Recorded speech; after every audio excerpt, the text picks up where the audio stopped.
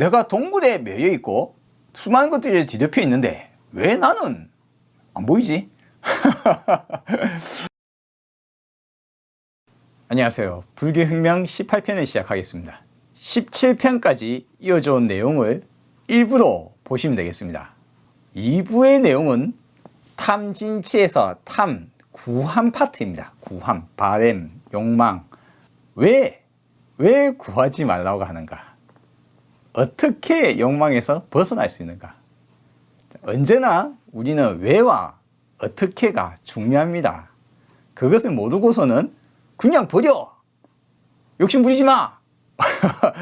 욕심, 그게 좋은데 어떻게 욕심을 버려요? 나 돈 버는 게 좋은데. 나 연애하는 게 좋은데. 나 저걸 하고 싶은데. 저걸 해야 되는데. 왜 하지 말라고 하는가? 어떻게 하지 않을 수 있는가? 라는 것을 이번 불교혁명 2부에서 여러분이 만나보실 수 있습니다. 오늘 내용은 동굴 팔개송경을 이제 불러드릴 거예요. 팔개송경이니까 개송이 8개가 있죠. 8개 중에 오늘 이제 첫 번째 개송을 불러드릴 거고, 첫 번째 개송 중에 전후반으로 나누어서 전반부에 대해서 오늘 이야기를 할 겁니다. 일단 먼저 첫 번째 개송 들어볼까요?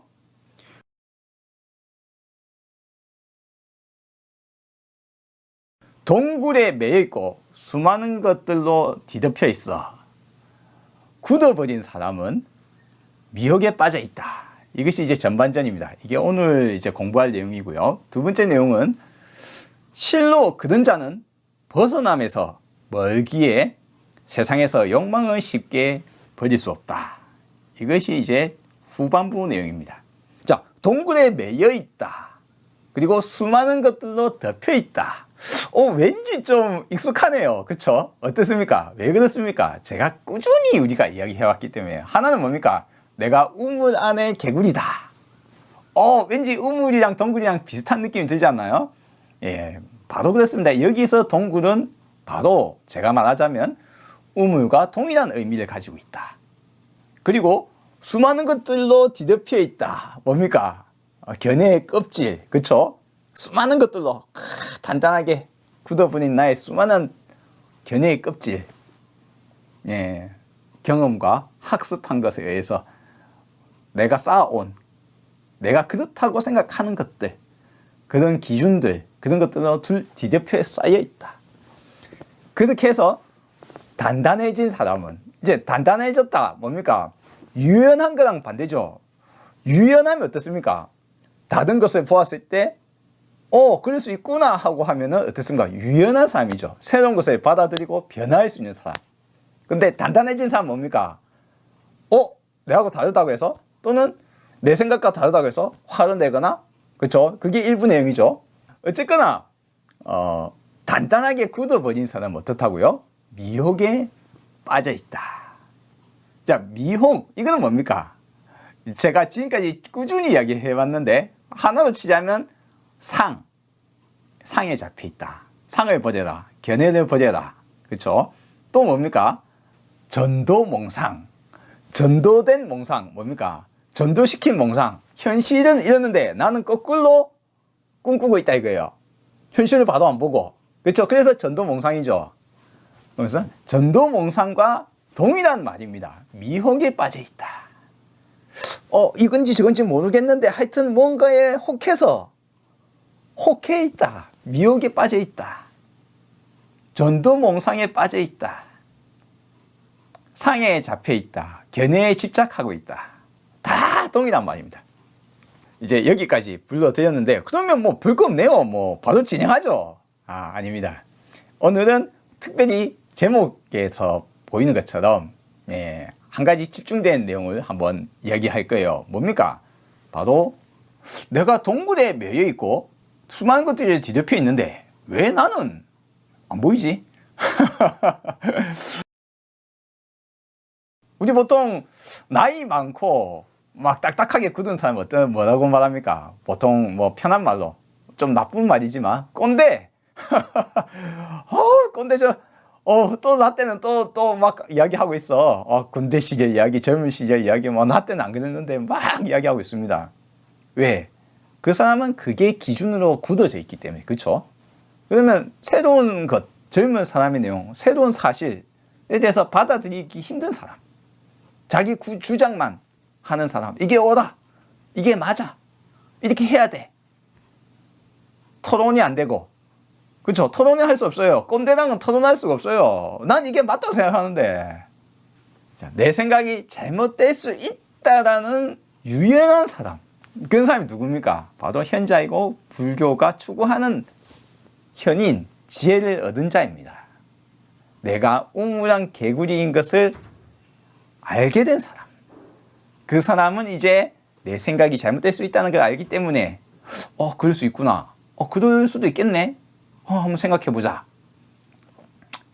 자, 딱딱하게 굳어버린 사람은 미혹에 빠져있다 라고 이야기했습니다. 그런데 나는 안 그래 라고 생각한단 말이에요. 그쵸? 아마 이 영상을 보시는 분들은 다 자신은 나는 엄청 유연하고 지금도 열심히 학습하고 새로운 걸 배우고 있어. 나는 안 딱딱해. 그런데 심지어는 저 자신도 제가 생각하기에 딱딱하게 굳어 있다. 아주 유심히 꾸준하게 깨어 있어야지 굳어 있지 않을 수 있습니다. 유연하려면 어떻게 해야 될까요? 내가 굳어져 있는 것이 무엇인가를 알아야 되거든요. 내 눈에 끼고 있는 렌즈가 무엇인지 알아야 됩니다. 그런데 사람은 내 눈에 껴있는 렌즈가 어떤 색의 렌즈인지 알 수가 없어요. 정말 알기 어렵습니다. 왜 그럴까요? 이렇게 이야기할 수 있습니다. 여러분, 오해, 착각, 오해와 착각의 특성이 뭘까요? 오해와 착각의 특성. 간단합니다. 제가 여러 가지 특성이 있겠지만 그 중에 하나를 말씀드리자면 오늘 제가 말씀드리고자 하는 주제가 바로 알아차리기 전에는 오해인 줄 모른다는 겁니다. 착각인 줄 모른다는 겁니다. 내 눈에 껴있는 대들보와 내 눈에 껴있는 렌즈, 나를 두들고 쌓이는 껍질, 견해의 껍질도 마찬가지입니다. 내가 이걸 껍질인 줄 알게 되면 바사삭 부서져요. 그 껍질은. 내 눈에 렌즈, 여러 가지 렌즈, 수많은 렌즈 중에 수많은 것들로 뒤덮여 있다 있잖아요. 수많은 것들 중에 내가 이거 착각이었네, 오해였네, 전도몽상이었구나, 내가 엉뚱하게 생각한 거네, 사실을 바로 안 보고 엉뚱하게 생각한 거네 라고 생각을 알게 되면 그거는 바사삭 깨집니다. 사실. 그러니까 나를 둘러싸고 있는 껍질이 무엇인지 사람들은 모를 수밖에 없어요. 이거 오늘 아주 중요한 이야기입니다. 뭔 말이냐면, 왜 내 눈에, 다른 사람의 눈에 있는 티끌은 잘 보이는데 내 눈에 있는 대들보가 왜 안 보이냐 이거예요. 잘 보이면 뺄 거 아니에요. 그쵸? 내 눈에 대들보가 이따마하게 들어갔다는데, 큰 판자가 들어가 있다는데, 네 이마땅 껍질에 쌓여있어, 빨리 나오라고 했단 말이에요. 근데 내 눈에 안 보인단 말이에요. 왜 안 보이냐 이거예요. 그거는 그것이 껍질인 줄, 내 눈에 대들보가 이게 대들보인 줄 알아차리기 전에는, 오해인 줄 알아차리기 전에는 오해인 줄 몰라요. 사람은. 나는 안 딱딱해, 나는 그런 견해의 껍질을 안 갖고 있어, 나는 유연해 라고 이야기하는데, 내가 갖고 있는 딱딱하게 굳은 견해가 있다는 것을 어떻게 알 수 있을까요? 어떻게? 자, 여기서 이제 한번 시작해 봅시다. 예를 들어서 제 동생이 군대를 갔던 이야기를 하더라고요. 내용이 좀 웃겨서 한번 이야기해 보겠습니다. 제 동생이 군대에 갔어요. 군대 갔는데 자대 배치 받고 나서 있다 보니까 이제 자기 중대 내에서 사람들이 이제 가르쳐 주기를, 이등병은 구두를 들고 닦으면 안 된다 이거예요. 건방지게 어디 이등병이 짬밥도 없는 게 구두를 들고 닦냐 이거예요. 구두를 바닥에 놓고 닦아야 돼. 상병 내지 병장쯤 돼서야 이제 짬밥 먹고 이제 마음대로 허허허 하면서 이제 닦는 거야. 알겠지? 그래서 이제 구두를 전투화를 들고 닦는 것은 아주 마음대로 하는 편하게 하는 거고 바닥에 두고 닦아야 된다. 허리 숙여서. 그래야 이제 이게 짬밥이 없을 때 2등병 1병 때까지는 그렇게 해야 된다 라고 배웠어요. 그리고 자기도 자기 밑에 후임이 들어오면 그렇게 이야기했겠죠. 야, 니 왜 전차를 어디 지금 들고 닦냐고. 바닥에 놓고 닦아야 된다고 막 뭐라 했겠죠. 어느 날 자기가 상병쯤 돼서 바로 옆중대, 같은 대대 내에서 옆중대에 갔어요. 보통 이제 군대 중대 단위는 한 100명 정도 합니다. 뭐 그 부대마다 좀 다르긴 한데 일반적으로는 그렇습니다. 옆중대에 갔어요. 같은 대대 내에. 옆중대에 딱 갔더만 이등병 모자에 이등병 달려있고 견장에 이등병 달려있는데 전차를 들고 막 닦고 있는 거예요. 그 내 동생이 깜짝 놀란 거예요. 와, 저 빠진 병사에 봤나? 와, 저 개념 없네. 이렇게 생각했다 이거예요. 근데 옆에 그래서 이제 다른 아저씨인 같은 상병 친구한테 그 옆중대 아시죠? 야, 너거 전에 빠진 이등병한테 뭐 해도 되나? 왜? 전차를 들고 닦고 있잖아. 그러니까 전차 들고 닦는 게 어때서? 들고 닦아야지. 그러니까 야, 임마 이등병이 어떻게 전차 들고 닦는데? 그러니까 아니 뭐 그건 뭐 전차 바닥에 놓고 닦으라고. 전차에 바닥에 놓는 거는 그 건방진 게 어떻게 이등병은 다 전차 들고 닦아야지 그러는 거예요. 옆중대는 전차를 들고 닦는 것이 예의 바른 거고 이등병은 다 들고 닦아야 되는 거예요. 그리고 병장이 돼서야 바닥에 딱 놔두고 편하게 놔두고 얼얼 하면서 닦는 거예요. 그러니까 정반대인 거죠. 뭐 대대도 아니고 사단의 차이도 아니고 지역 차이도 아니고 옆에 중대인데 같은 대대 내에 다른 중대에 가니까 전혀 다른 것을 보게 된 거예요. 이제 이걸 보게 되면 어떻게 됩니까? 내가 전차 들고 닦는 것은 건방져 라고 생각한 것을 배운 건 얼마 안 됐잖아요. 뭐 얼마 됐겠어요. 이등병부터 1병, 상병 해봤자 1년 나지 2년도 채 안 된 상태에서 배운 건데, 근데 거기에 이제 딱딱하게 굳어져 있는 거예요. 그래서 이등병은 전투화를 무조건 들고 닦아야 돼 라는 것에 딱딱하게 굳어져 있는 겁니다. 근데 굳어져 있는 것을 언제 깨졌습니까? 반대되는 것을 보게 되었을 때, 그때서야 전투원은 두고 닦든 놓고 닦든 그거는 순전히 무엇이 건방지다라고 하는 것은 그냥 관습에 불과하구나. 사실 그 어느 것도 건방진 거라는 건 없구나. 더 나아가서 다른 생각도 그렇구나라고까지 가면 이제 우물한 개구리를 알게 되는 건데, 뭐 거기까지 가는 거는 별개를 치고요. 그렇죠? 이제 그 다음 이야기는 다음 편에서 할 거예요. 뭡니까? 첫 번째, 내 딱딱하게 굳어 있는 내 동굴, 나의 동굴, 내가 둘러싸여 있는 것, 내가 경험하고 학습하고 나의 세계, 나의 세계관, 거기에 매여 있고 거기에 쌓여 있고 뒤덮여 있는, 그래서 딱딱해진 우리는 미혹에 빠져 있다. 다 관습일 뿐이다. 이것이 그냥 인간의 유의법일 뿐이다 라는 것을 느끼려면, 내가 착각을 깨려면 반대되는 것을 보여주는 것이 가장 쉽다. 그런데 꼰대는 어떻습니까? 더욱 단단해진 사람, 야, 너가 중대 진짜 이상하네 그럴 거 아니에요. 뭐예요? 자기 생각엔 이거 들고 닦는 것이 반드시 이등병은 들고 닦아야 된다 이거예요. 여기에 빡 굳어져 있어요. 그러면 이제 다른 것인데, 다른 것을 보고 뭐라고 이야기한다고요? 틀리다. 야, 너가 중대 잘못했어. 야, 이거 어떻게 들고 닦아야지.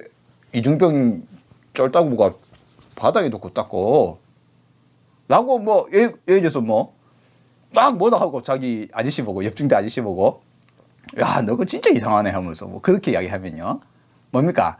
이미 딱딱하게 굳어진 거예요. 다르다는 사실을 보고,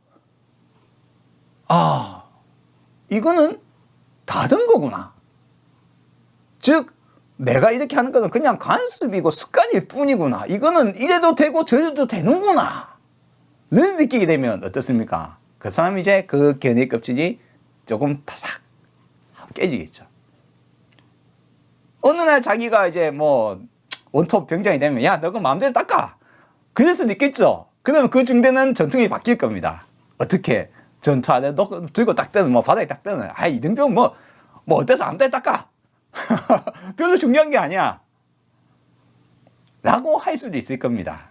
그러면 그 다음부터 밑에 새로 들어온 이등병은 새로운 문화 간섭 속에 살겠죠.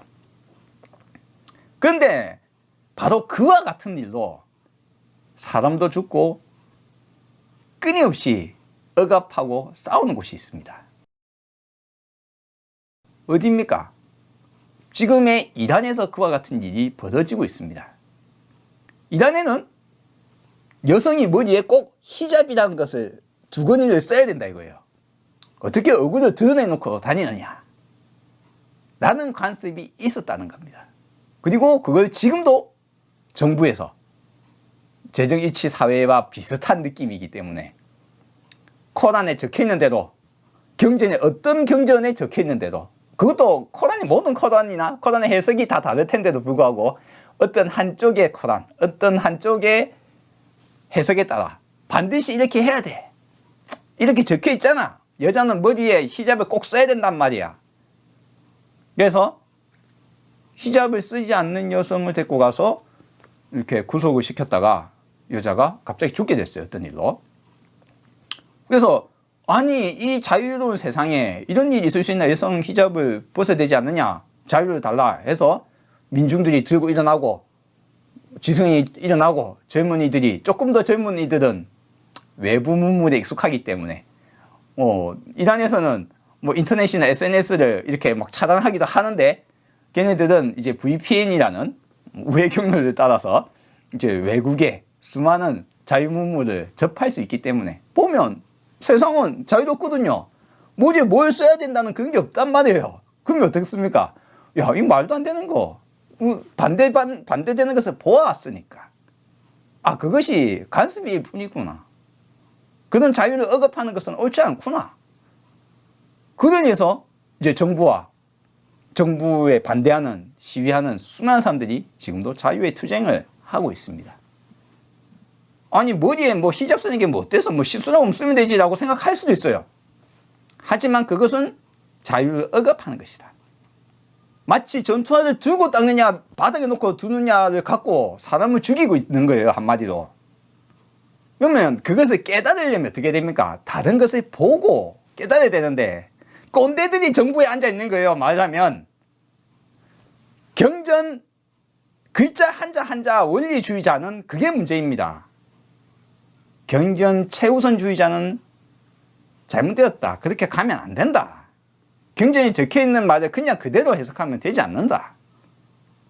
자, 다음으로 이야기할까요?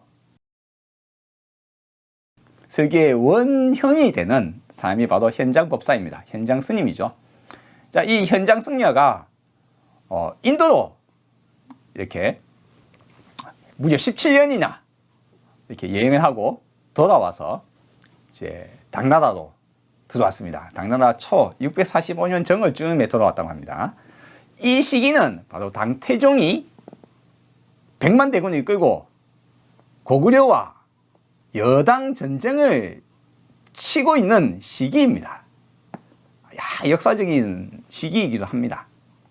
그때 이 당나라에 돌아온 이제 현장 법사는 불경도 들고 오고 공부했던 내용을 또 통해서 번역도 열심히 합니다. 이걸 보통 구마라집의 번역에 빗대어서 이제 신역이라고 보통 이야기를 합니다. 물론 현장이나 구마라집 말고도 수많은 사람들이 인도에 다녀와서 번역도 하고 경전을 두고 오기도 했습니다만 아마도 대단위로 또한 국가 단위로 이렇게 번역에 많은 힘을 쏟았던 각각이기 때문에 구역이나 신역으로 불리우고 있는 거죠. 이 현장법사는 인도에 가는 길이 비단길 중에 주요 경로를 통해서 갑니다. 자, 먼저 비단길 경로를 제가 보여드릴게요. 보시면 이제 녹색으로 굵은 줄로 되어 있는 것이 이제 주요 경로입니다. 그러니까 이동하기 쉬운 경로라는 거죠. 한마디로. 그리고 좀 얇은 빨간색으로 되어 있는 경로들이 이제 좁고 험한 길 또는 많이 이용하지는 않았던 길, 하지만 여전히 행상인이 다녔던 경로라는 겁니다. 그래서 이제 현장법사의 인도로 가는 길을 한번 볼까요? 보시면 이제 주요 경로를 통해서 초원길을 통해서 가서 인도의 서북부 지역을 통하는 간다라 지방으로 들어와서 이제 인도로 들어온 것을 보실 수 있습니다. 인도로 들어와서도 제일 먼저 목표로 간 것은 어딜까요? 부처님이 활동했던 지역인 그렇죠? 그 지역으로 갑니다. 가서 이제 인도를 전체를 한 바퀴 돌고 돌아오죠. 그러니까 굉장히 먼 거리에 수많은 나라들, 수많은 인종들, 수많은 정치 문화 관습을 보고 온 겁니다. 그러니까 당태종은 어떻게 생각합니까? 한참 전쟁을 이민족들과 전쟁을 하고 확장 전쟁을 하고 있을 때입니다. 고구려를 치러 온 것도 마찬가지의 이유이지 않겠습니까? 그러니까 이제 정보는 내 나라 이거죠. 그 나라 어떻고, 그 문화가 어떻고, 그 정치가 어떻고, 현재 상황이 어떻는지, 야, 보고서 제출해. 그래서 그 보고서 제출한 것이 이제 대당서역기라는 겁니다. 서역이라고 당시에는 이제 인도를 그렇게 불렀죠. 당에서 출발해서 서역을 여행하고 왔는데 1년 7개월 만에 발간했답니다. 책을 냈는데 대당서역기에 보면 이제 한 가지 재미난 게 있습니다. 뭐 다양하게 이제 객관적으로 쓴 것도 있고 뭐 조금 뭐 단어를 잘못 쓰거나 뭐 여러 가지가 있지만 어쨌거나 지금도 당시 인도와 뭐 등에 대한 어떤 정보를 특히 인도에 대한 정보를 구하는 데 있어서 아주 중요한 자료 중에 하나입니다. 그런데 이 사람이 어디를 통해서 갔다고요? 초원길을 통해서 갔죠. 비단길 주요 경로를 통해서 갔기 때문에 이 사람이 이제 호인이 뭡니까? 우리가 병자호란 이렇게 이야기하죠. 이제 초목의 유목민들을 보통 이제 호인이라고 많이 불렸나 봐요. 그래서 호인들의 습관에 대해서 써놓은 부분이 이제 있는데 요거 한번 재미삼아 한번 읽어보겠습니다. 뭐라고 되어 있느냐? 자, 요 번역본은 올제에서 출판했고요. 권덕주 씨가 번역한 내용을 일부를 제가 발췌를 한 겁니다. 현장의 대당 서역기고요. 호인의 습속이라고 아주 일부 내용을 발췌했습니다. 그 성질은 재화를 중히 여기고 습속은 인의를 가볍게 여기며 결혼에는 정해진 예도 없고 귀천의 질서도 없다. 자, 인의가 가벼이 여긴다 말을 하니까 뭔 말입니까?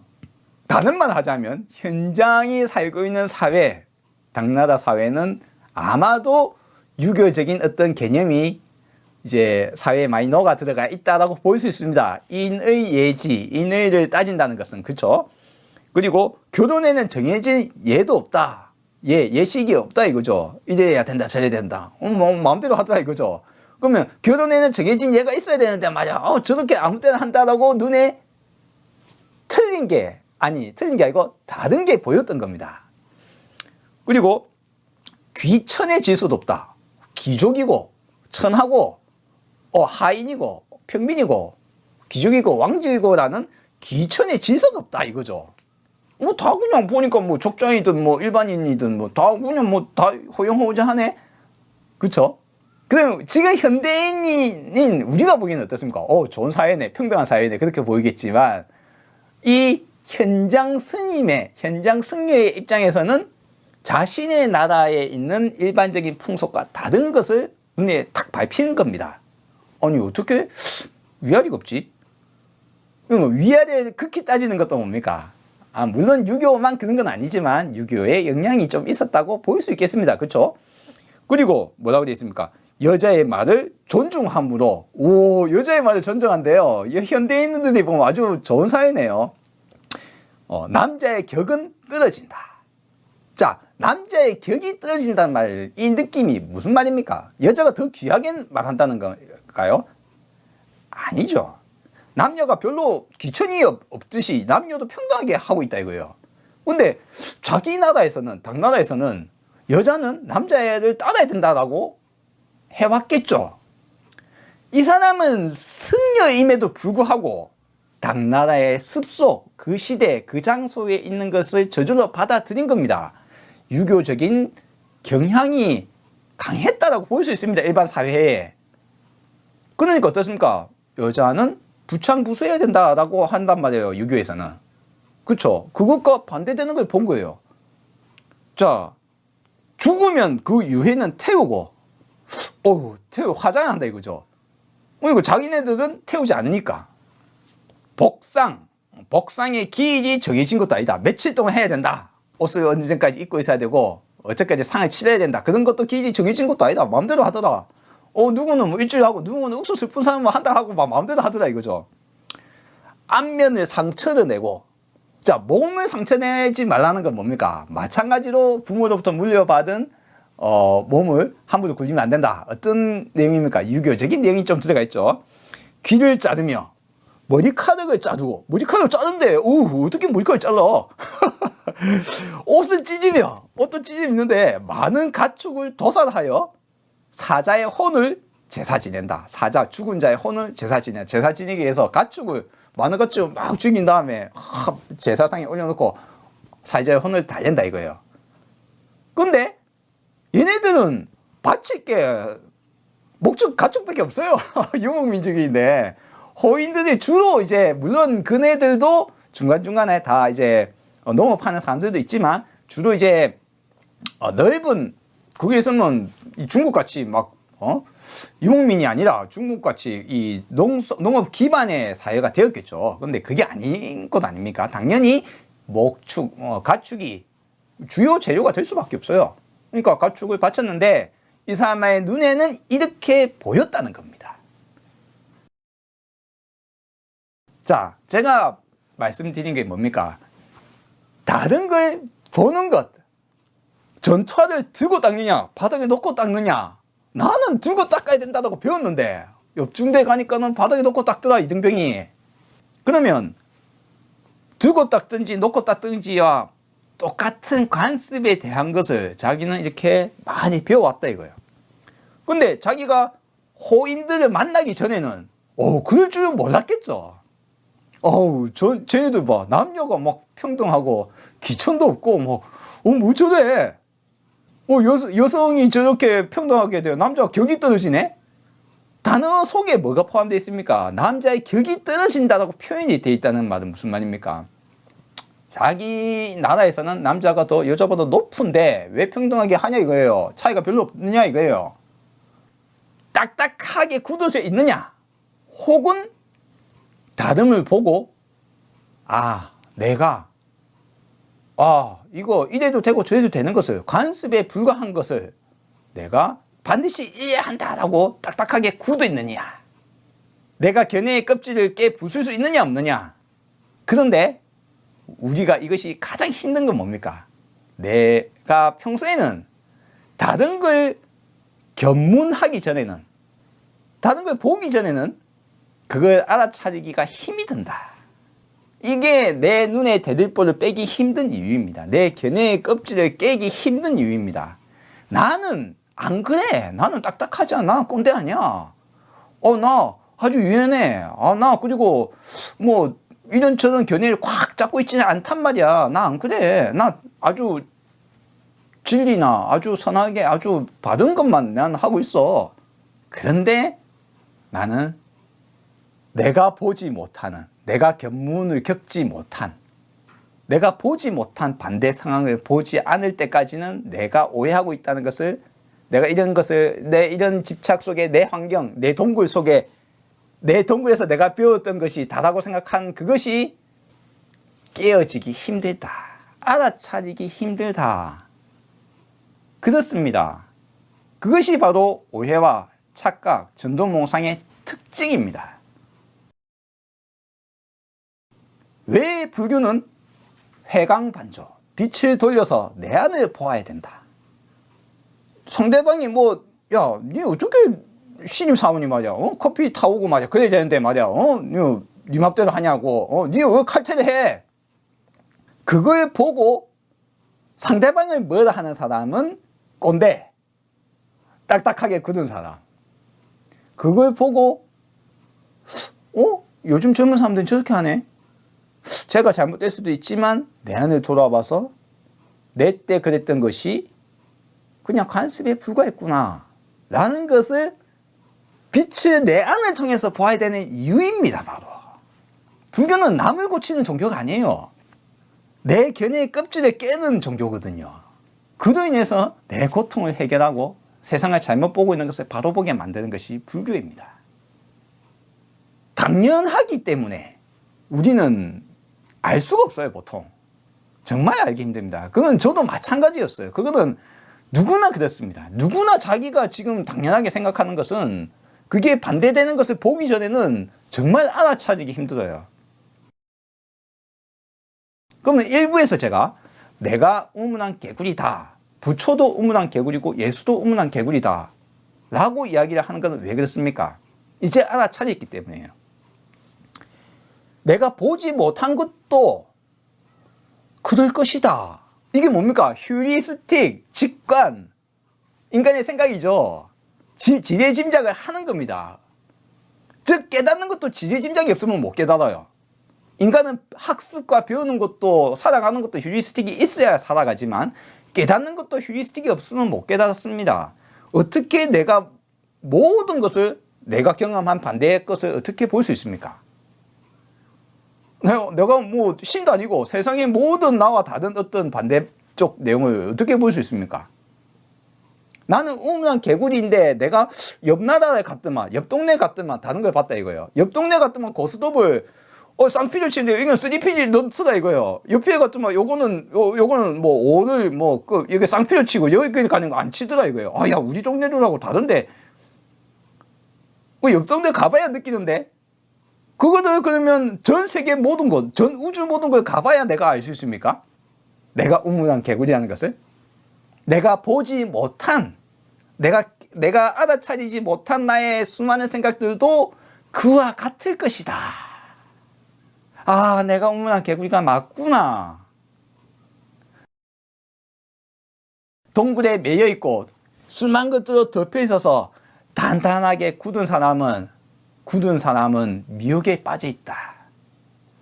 근데 미혹에 빠져 있는 줄 모른다 이거예요. 전도몽상 하는 줄, 상에 잡혀 있는 줄 모른다 이거예요. 견해에 집착하고 있는 줄 모른다 이겁니다. 그러니까 뭐가 필요합니까? 견문이 필요하다. 처음에는 부처님이 죽은 아이들 시체를 가지고 와서 엄마가 내 아기를 살려주세요 하니까 다른 집 10집에서 찾아가서 보아라. 안 죽은 사람이 있는 집이 있거든. 나한테 다시 오라. 집집마다 들려서 물어보니까 다 죽은 사람이 있더라. 보아라. 아, 내 아기도 죽은 거구나. 그들의 형제, 그들의 부모, 그들의 자식이 죽듯이 내 아기도 죽은 거구나. 나는 죽지 않기를 바라고 있는데 다시 살려내기를 바라는데 너무 가슴이 아픈데 부처님 제발 제 아이를 살려주세요.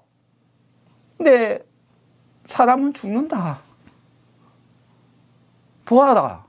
때로는 현실은 가혹합니다. 근데 전도몽상에 빠져 있으면 고통에서 벗어날 수가 없고 세상을 있는 그대로 보지 못하면 쓸데없는 고통에 빠져 산다. 그것이 바로 부처님의 가르침이고 부처님은 언제나 정반대의 상황을 보여줍니다. 보아라. 관찰해라. 부처님 내 죽은 부모가 생전에 나쁜 짓을 엄청 많이 했는데 악한 곳에 떨어지지 말고 좋은 곳에 가게 하기 위해서 기도를 하면 좋은 곳에 보낼 수 있습니까? 저 강물에 돌덩이를 던져봐라. 자, 기도를 해라. 강바닥에 떨어진 돌을 기도로 떼어올릴 수 있느냐? 기도해봐. 기도해도 안 떠오른다 이거예요. 안 떠오르지 않느냐? 기도로는 바꿀 수 없느니라. 부처님 가르침은 언제나 반대되는 상황을 보아라. 그러면 그것만 보는 건 어떤 겁니까? 처음에는 그것만 봐야 돼요. 처음에는 어떤 걸 내가 착각하고 있는 것을 봐야 돼요. 그런 사람이 옆에 있고 알려주는 사람이 있고 그걸 접할 기회가 되고 책을 보거나 뭘 보거나 할 때 어떻게 해서 내가 뭔가 탁 부딪혔을 때 내가 반대되는 것을 보고 저 잘못된 거야 틀린 거야 싫어 난 이게 좋아 딱딱하게 굳어 있을 것이냐. 내가 생각을 잘못했구나 하고 빛을 돌려서 나를 보고 내가 여기 잡혀 있었구나. 그것을 틀을 하나 한번 탁 깨볼 것인가? 그 틀을 한번 탁 깨보는 것이 시작이고, 다른 것도 한번 또 생각해 보니까, 또 다른 걸 보니까, 부딪혀 보니까, 일본에 갔더만 밥을 들고 먹어야 된대요. 아유, 뭐 밥 들고 뭐 요즘 불편한데. 근데 밥을 들고 먹는 게 예의래요. 밥을 넣고 먹으면 안 된대요. 건방지대요. 우리나라는 어떻습니까? 밥을 들고 먹으면 뭐 예의 없이 밥상에 넣고 먹어야지. 밥을 들고 먹거나 내려놓거나 별 상관이 없다. 그런데 반대쪽 그룹 가서 보고, 저 예의 없는 놈들 봤나라고 하면 뭡니까? 다른 걸 보고 틀리다고 하거나, 다른 걸 보고 싫다고 하거나. 현장이 적혀 있는 대당서에 있게 뭐겠습니까? 남자의 격이 떨어진다. 얼굴에 상처를 내고 머리를 자르더라. 아니, 머리카락을 왜 잘라? 머리를 자른다, 그냥. 남녀가 평등하더라. 우리랑 다르게. 그렇게 적은 것이 아니라. 그렇죠? 그 속에는 일부나마 현장의 견해가 우리가 볼 수가 있어요. 그냥 사실만을 기록한 것들도 많습니다. 안에 보면. 인도에 가서 각 나라마다 정치, 간섭, 습관, 문화에 대해서 이제 그냥 그대로 써놓은 것도 있지만, 호인들에 대해서 이제 자기네들이 주로 부딪히는 유목민들이잖아요. 이제 각 지역마다 나라가 세워지면 쳐들어오고 이러기 때문에. 그래서 호인이라 불리우는 것에 대해서 이제 일단 약간 먼저 선입관도 있겠지만, 그리고 그들을 보고 판단하는 그 관점이 좀 미개하다거나 잘못되었다거나 틀리다거나 싫다거나 라는 것이 조금이나마 있었다는 겁니다. 우리나라 사람은 담배를, 아버지와 담배 같이 못 펴요. 그럼 다른 사람 그럴 거 아니에요. 저는 싸가지 없는 놈을 만나 왜 아버지랑 담배 펴? 근데 일본에 갔더만 아버지와 아들 같이 담배를 피고 있는 거예요. 저 싸가지 없는 새끼를 만나 할 거 아니에요. 그럼 어쩝니까? 일본 사람들은 아버지와 아들이 담배 피는 거 어때? 일본 사람이 우리나라에 왔더만 아버지랑 아들이 같이 술을 먹는 거예요. 와, 어떻게 아들이 아버지와 술을 마셔? 일본 사람은 술자석에는 아버지와 아들이 같이 마시는 것에 대해서 좀 꺼려하는 경향이 있다 이거예요. 우리와 반대죠. 그러면 담배를 아버지와 같이 하는 것이 이래나 저래나 별 상관이 없다. 유의법에 불과하다. 근데 우리는 거기에 매여 있다. 나의 동분에 매여 있다. 내가 보고 배우고 학습하고 나의 세계, 내 좁은 우물한 세계 속에 나는 살고 있구나. 나는 거기에 매여서 살고 있구나. 그걸 알아라. 그리하여 너는 미혹에 빠져 있다. 어떤 미혹에 빠져 있습니까? 지금까지는 이래야 된다 저래야 된다라고 했죠. 선악이나 옳고 그름 또는 이런 기준들을 이야기했습니다. 그러면 다른 거 한번 이야기해 볼까요? 하고 싶은 거에 대해서. 제가 대학교 다닐 때까지 여자친구 사귀기 전에, 특히 젊었을 때 크리스마스만 되면 왠지 우울한 거예요. 20살쯤부터. 왜 우울하냐? 제 생각에는 여자친구도 없고 뭔가 좀 싫은 거예요. 그럼 그전에는 어땠느냐? 한 고등학교 때까지는 어땠겠냐면 크리스마스만 되면 모여서 막 놀러 다니고 막 남자끼리 같이 모여서 밤새도록 놀고 하는 거예요. 기분 좋게 놀았거든요. 근데 왜 대학교 때부터 여자친구가 없을 때까지 계속 크리스마스만 되면 우울했을까요? 크리스마스 때만 되면 남녀가 붙어 다니는 저 커플 지옥 솔로 천국을 외치고 싶지만 사실은 마음속에는 부러운, 왜 나는 여자친구도 없고 왜 나는 행복하지 못한가? 우울하다. 연말 연시만 되면 우울한 거예요. 그런데 그 생각, 내 우울한 마음의 동료가 감정이 발현됐을 때 이게 아주 중요합니다. 오늘 두 번째 중요한 내용이에요. 뭐냐면 보통 내 렌즈에 낀 렌즈를 발견하기 힘들어요, 사람은. 그런데 내 껴있는 렌즈, 내 눈에 있는 대들보, 날 들고 싸고 있는 견해의 껍질이 한 가지 경우에 이렇게 겉으로 드러나는 게 있습니다. 보통은 알아차리기 힘듭니다. 그런데 마음의 걸림으로 인해서 감정이 드러날 때, 물론 행복할 때는 뭐 딱히 뭐 이 감정에 뭐 때문에 내가 기뻐, 나 이걸 원했는데 이게 얻어져서 내 아들이 장난감 저걸 꼭 사고 싶어요, 그래서 사주니까 기쁘다 이거죠. 그거는 뭐 굳이 그 속에 내 아들 뭐 때문에 기뻤다 뭐 이런 걸 사람은 잘 하지 못해요. 근데 부정적인 감정, 우울하거나 화가 나거나 슬프거나 억울하거나 뭐 다양한 감정들이 있잖아요. 그러한 어떤 부정적 감정이 벌어졌을 때 인간은 고통을 받지 않습니까? 그러면 그 고통을 받을 때 내가 왜, 무슨 생각 때문에 고통받았는가를 볼 수 있습니다. 저는 이제 한번 지나간 과거니까 이야기하자면 이렇게 볼 수 있어요. 즉, 내 생각에 크리스마스는 연인이 같이 가는 거야. 여자친구가 있으면 좋겠어 라고 생각. 남들이 다 그러니까. 여자친구 있으면 행복할 것 같으니까. 여자친구가 손잡고 선물도 교환하고 막 랄랄라 밥도 먹고 데이트도 하고 좋다 이거예요. 뽀뽀도 하고. 그랬으면 좋겠어요.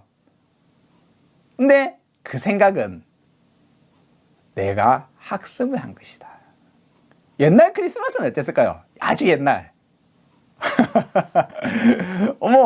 5세기경 혹은 10세기경 크리스마스는 어땠을까요? 그때도 연인들이 막 길거리에 싸다녔을까요? 크리스마스 날? 손잡고 다녔을까요? 얼마 안 되는 짧은 시간 동안에 미디어, 방송, 영화에서 크리스마스 때 행복하고 좋은 것을, 남녀가 행복한 사랑을 속삭이는 것을 이게 좋은 거야 라고 보여주는 것을 우리는 보고 배운 겁니다. 학습을 한 거예요. 사실 여자친구가 생기고 나면 어떨까요? 처음 생겼을 땐 기분 좋았겠죠. 그 해에는 뭐 손잡고 크리스마스 좋다, 데이트도 하고 좋다 이거예요. 좀 지나고 나니까 오래된 연인이 크리스마스 되니까 귀찮아요. 저 빨리 지금 오늘 박지성 경기 봐야 되는데. 옛날에는 박지성 경기했어요. 요즘에 또 누굽니까? 뭐 손흥민 축구입니까? 오늘 뭐 경기한단 말이야. 오늘 저기 스티븐 커리 농구 경기 해야 돼. NBA 봐야 되는데 지금 여자친구 약속 때문에 보지도 못하고 자유롭지 못하죠. 하나를 얻으면 하나를 잃게 된다. 얻을 때는 기쁘지만 얻고 난 이후에는 좀 있으면 당연시 여기게 되면 그것으로 별로 기분 좋아지지 않는다. 우리 아들은 장난감이 엄청 많아요. 이거 갖고 싶다 저거 갖고 싶다 해서 막 중고거래해서 사주기도 하고 새 거 사주기도 하고 해서 막 한참 많습니다. 근데 그 장난감들을 처음 받을 때 아주 기분 좋고 하루 이틀 갖고 놀고 한 사나흘째 지나서 일주일 쓱 지나가면은 저기 창고에 툭 들어간 다음에 쳐다도 안 봐요. 익숙해지고 당연시 여기지면 그것이 좋은 건지 모른다. 우리는 당연한 것, 내 손이 5손가락, 10손가락 다 있잖아요. 지금 저는 이제 뭐 이 문제가 없습니다. 근데 어느 날 내 손이 뭐 왼쪽 엄지 손가락이 없다. 불편할 거 아니에요. 부재 시에 드디어 그때서야 당연시 여겼던 나의 왼쪽 엄지 손가락이 얼마나 소중했으며 있을 때 좋았는지 알게 됩니다. 제가 얼마 전에 감기 걸렸잖아요. 감기 걸리기 전에 감기 안 걸린 상태, 그것도 좋은 거잖아요. 근데 감기가 걸리고 나니까 감기 안 걸렸을 때가 너무 좋았던 거구나. 나에게 있는 것은 너무 당연시 여기고 익숙하기 때문에 알아차리기 힘들다. 그것이 좋은 것이든 나쁜 것이든. 바로 오해도 마찬가지다. 착각, 견해도 마찬가지다. 나에게 익숙한 것은 발견하기 힘들다. 알아차리기 힘들다. 군대에 가서야 부모님의 부재를 느끼고 억압 속에 살다 보니까 다 효자가 돼서 오더라. 왜? 부모님의 고마움을 부모님 밑에 있을 때는 못 느끼다가 당연시 여기 그거 당연한 거야. 그냥 그러다가 가보니까 당연하지 않더라 이거예요. 다른 사람은 나에게 대하기를 부모가 자식을 대하듯이 대하지 않더라 이거죠. 우리 부모님이 너무 소중하구나, 감사하구나, 부모님 감사합니다, 효자가 돼서 온다 이거예요. 왜? 부재를 느껴보니까. 나에게 지금 있는 것을 모르고 좋은 것도 모르고 내가 착각하고 있는 것도 오해하는 것도 모르고 그것이 인간이다. 미혹에 빠져 있다. 전도몽상에 빠져 있더라. 오늘 내용은 그겁니다. 당연한 것은 보이지 않는다.